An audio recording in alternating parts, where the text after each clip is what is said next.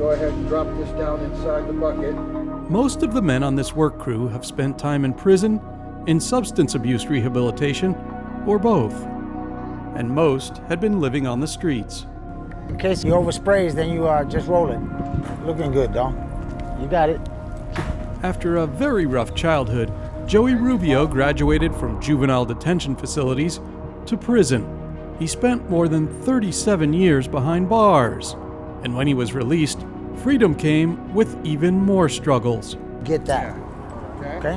When I came home 7 years ago, I couldn't get a job because of my record. I tried going to McDonald's, and it was like, you got too many tattoos, man. And it's like 2 years clean. And you can hire me in the back, I'll make French fries. I'm sorry.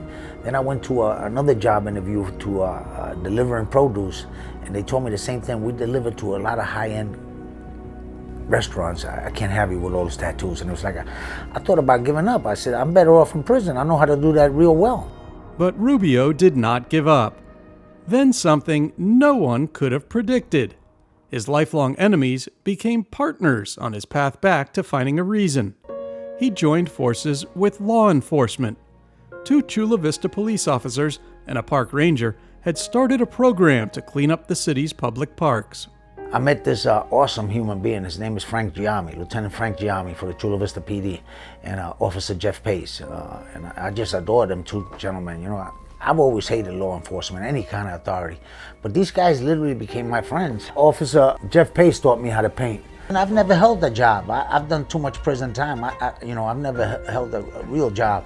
I've owned a lot of illegal businesses, but so he taught me about painting. I didn't have a clue about painting. He showed me how to use a sprayer, how to be aware of the safety. I got good at it. He showed me real good. And when it was time for him to move on, he said, you need to take the reins. This is, I think you'll be good at this.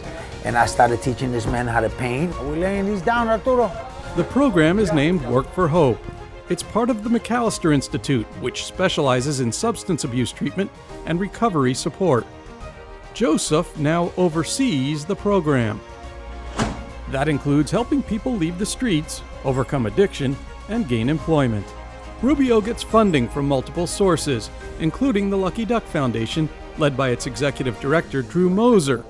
He's one of a few who sees past an exterior that was shaped by abuse, neglect, and more than 3 decades in prison.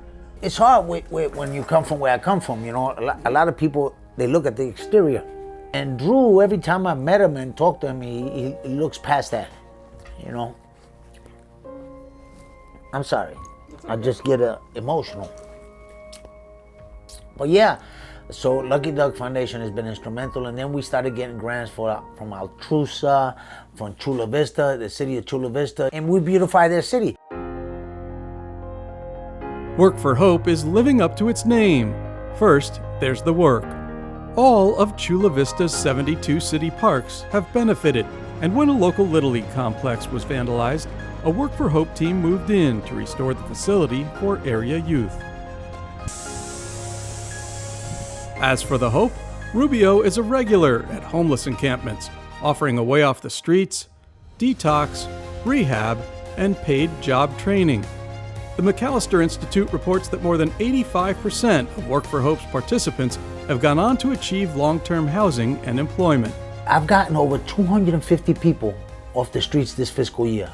That's a lot of people.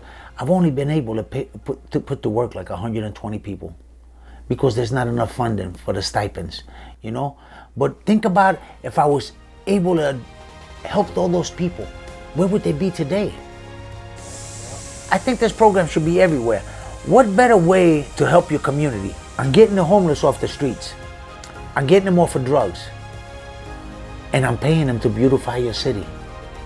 This program could be instrumental in every city in San Diego. And why not? The program has worked for hundreds, including Rubio. Work for Hope. It's about much more than fixing up parks. Its most important work is fixing broken lives and ending homelessness.